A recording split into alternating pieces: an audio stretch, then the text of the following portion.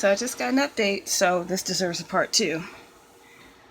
So I just saw Trump's tweet about sending the National Guard and telling Tim Walz that he's gonna send the National Guard over, and he did specifically address the looting.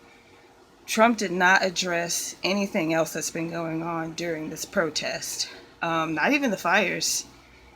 He basically did what the police did. The police, as far as I understand, I'm not 100% sure what happened, but either George Floyd had a counterfeit bill or was writing a bad check. And if it was a counterfeit bill, it's not sure whether or not he knew it was counterfeit. So the police showed up and they killed him. So Trump directly addresses the looting and is telling the National Guard to shoot looters on sight, killing people for stealing. And I just found out the reason why the Target specifically got looted was because they refused to sell milk to protesters coming in to find relief from tear gas. So, one, we should stop using milk for tear gas because milk has bacteria in it. And two, I don't know why they took it upon themselves to be the vigilante heroes to not sell milk to the protesters, but that sounds like something that would get your shit fucked up. I don't know about Cubs, so I'm not going to speak on that. But one thing can just kind of lead to another.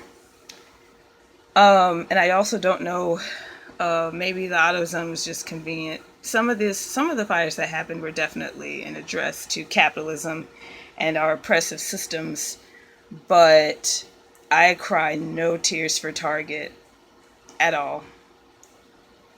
I'll definitely talk about more issues as they come up, but Trump just did an executive order about censorship on social media because Twitter warned him for his tweet that it glorified violence, which is against Twitter guidelines. You can't promote violence and stuff on Twitter towards anyone. Which, good on Twitter for that. But now it's like it only took Trump a few minutes to retaliate against Twitter, whereas it took him months to react to coronavirus when we knew it was an issue in January, and his dumbass waited until March to take it seriously and April to do something. And really, it was Congress and House or Senate or whatever those things are called that did it, and all he had to do was sign it. This president we have is just a complete dumbass who just, well, no, he's not a dumbass. He's a racist. He's a rapist. He's a misogynist.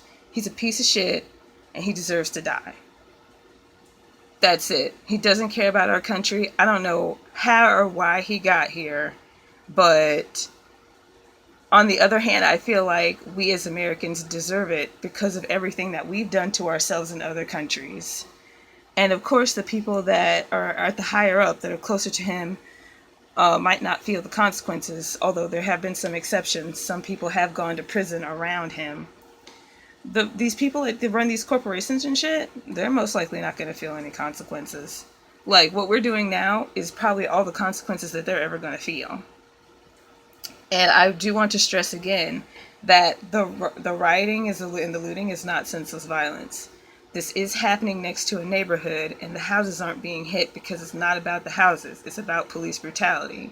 And it's about people refusing to sell people things, apparently, when on one hand you can argue they have the right to refuse service, but that's how you're going to get your shit fucked up when tensions are already high and you don't have the moral compass to be like, all right, let's just let this pass. Because if the police hadn't escalated, maybe those fires wouldn't have happened. And if Target wasn't being assholes, maybe they wouldn't have got looted. I mean, we'll never know. But everything has been escalating around the protesters, and I see a lot of people blaming the protesters for the escalation when we're not the ones who've been escalating. Thank you for watching, and there'll be another video soon as things progress. And the National Guard coming won't stop us.